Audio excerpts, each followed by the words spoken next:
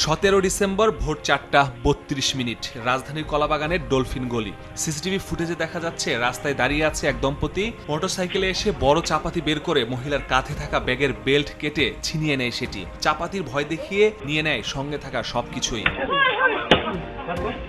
ছেলেটির ফোন ছিনিয়ে নিতে চাপাতি দিয়ে এলোপাথারি কোপাতে থাকে ছিনতাইকারীরা। এ ঘটনার ফুটেজ খুঁজতে গিয়ে একই জায়গায় 14 ডিসেম্বর ভোরেও এক নারীকে হেনস্থা ও চাপাতি দিয়ে কুপিয়ে ছিনতাইয়ের ঘটনাও সামনে আসে। তিনজন চলে আসে আর কি। দুজনের হাতে দুটো চাপাতি ছিল, দুটোই সেম। আমার ওয়াইফকে চাপাতি দিয়ে করে মানে ধরে। আমার ওয়াইফের কাছে আইফোন 13 ছিল, ওটাও নিয়ে নেয়। হাতের রিং ছিল, সোনার রিং, ওটাও নিয়ে নেয়।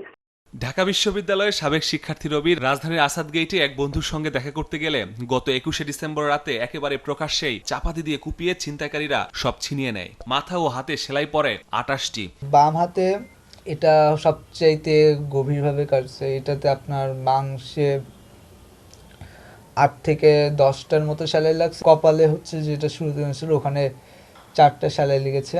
ডিএমপি তথ্য বলছে অক্টোবরে রাজধানীতে ছিনতাইয়ের মামলাই হয়েছে 20টি, নভেম্বরে 27টি আর ডিসেম্বরে 10 দিনেই 7টি। গত 4 মাসে ছিনতাইকারীর হাতে প্রাণ গেছে 7 জনের। অপরাধ বিশ্লেষকরা বলছেন আইন শৃঙ্খলা বাহিনীর নিষ্ক্রিয়তায় বেপরোয়া হয়ে উঠেছে ছিনতাইকারীরা।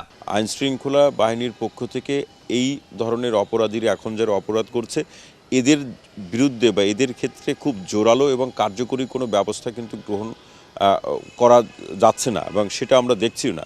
যখন এই ধরনের বাস্তবতা তৈরি হবে তখন এই ধরনের অপরাধপ্রবণ ব্যক্তি অথবা অপরাধ প্রবণতা তখন বাড়বে। তবে ডিএমপির দাবি পুলিশ তৎপর আছে, অপরাধ হলেই আসামিদের গ্রেপ্তার করছেন তারা। তৎপরতা ডিএমপির পক্ষ থেকে সেটা অনেকাংশে বৃদ্ধি পেয়েছে এবং থানা পুলিশের পাশাপাশি ডিবি কাজ করছে এবং যারা অপরাধী তাদেরকে আইনের আওতায় নিয়ে আসার জন্য আমরা দিনরাত কঠোর পরিশ্রম করে যাচ্ছি। ছিনতাই প্রতিরোধে চেকপোস্ট ও টহল বাড়ানো হয়েছে বলে জানিয়েছে ডিএমপি।